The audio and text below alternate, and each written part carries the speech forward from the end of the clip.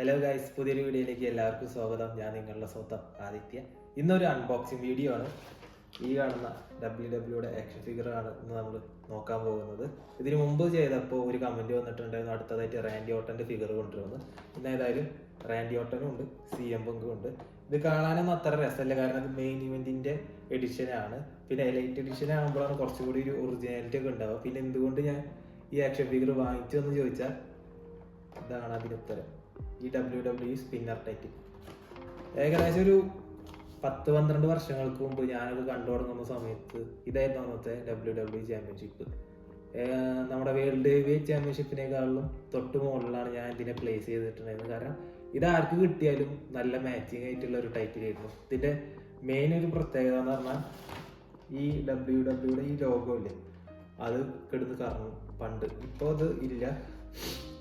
ഏതായാലും കുറച്ച് മുമ്പ് ഇറങ്ങിയിട്ടുള്ള ഒരു എഡിഷനാണ്. ഇനി ഇങ്ങനത്തെ കിട്ടാൻ സാധ്യതയില്ല, അതുകൊണ്ടാണ് ഞാൻ ഇത് വാങ്ങിച്ചത്. അല്ലാതെ നിങ്ങൾക്ക് നോക്കുകയാണെങ്കിൽ തന്നെ ഇത് അത്രയും ഒറിജിനാലിറ്റി ഉള്ള ഫിഗേഴ്സ് ഒന്നുമല്ല.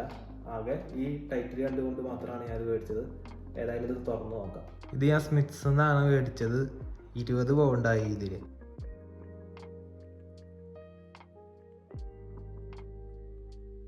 അങ്ങനെ നമ്മളിതാ ഇത് പൊട്ടിക്കാൻ പോകണം. എന്തായാലും ഈ പാക്കിംഗ് ഒന്നും നമുക്ക് ആവശ്യമില്ലാത്ത കാരണമാണ് പിന്നെ വലിച്ച് പുറത്തേക്ക് കളയുന്നത്.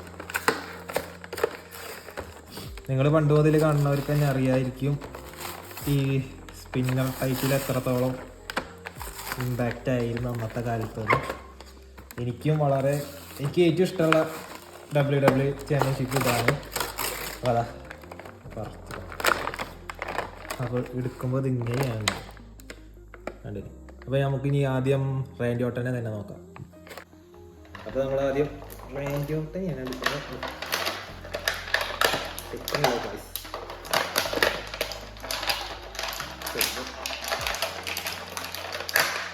കയ്യും കാലും രണ്ട് കളിപ്പിക്കാൻ കഴിച്ചാണ് വരിക.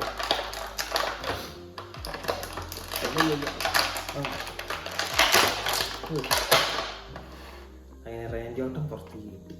അപ്പോൾ ഇതാണ്. ഇതിൽ വലിയ വൃത്തിയൊന്നുമില്ല കാണാൻ, പാടില്ലേ. പക്ഷേ ഈ ടാറ്റുവിൻ്റെ ഒക്കെ ഡീറ്റെയിലിങ് നന്നായിട്ടുണ്ട് കണ്ട പുറത്തുള്ളത്. പിന്നെ ഇവിടെയൊക്കെ കയ്യൊക്കെ നമുക്കിങ്ങനെ തിരിക്കാം. കാലും മടക്കാൻ പറ്റില്ല. മുട്ടിൻ്റെ അവിടെ ഇതില്ല തോന്നുന്നുണ്ട്. പക്ഷെ ഇവിടെ കാൽപാദം നമുക്കിങ്ങനെ തിരിയാൻ പറ്റും. ഫീറ്റ് വലിയ സംഭവമൊന്നും ഇല്ല. പിന്നെ അങ്ങനെ മേടിക്കാൻ തോന്നിയപ്പോൾ വാങ്ങി. നമ്മളെ മെയിൻ കാര്യം ഇതല്ല.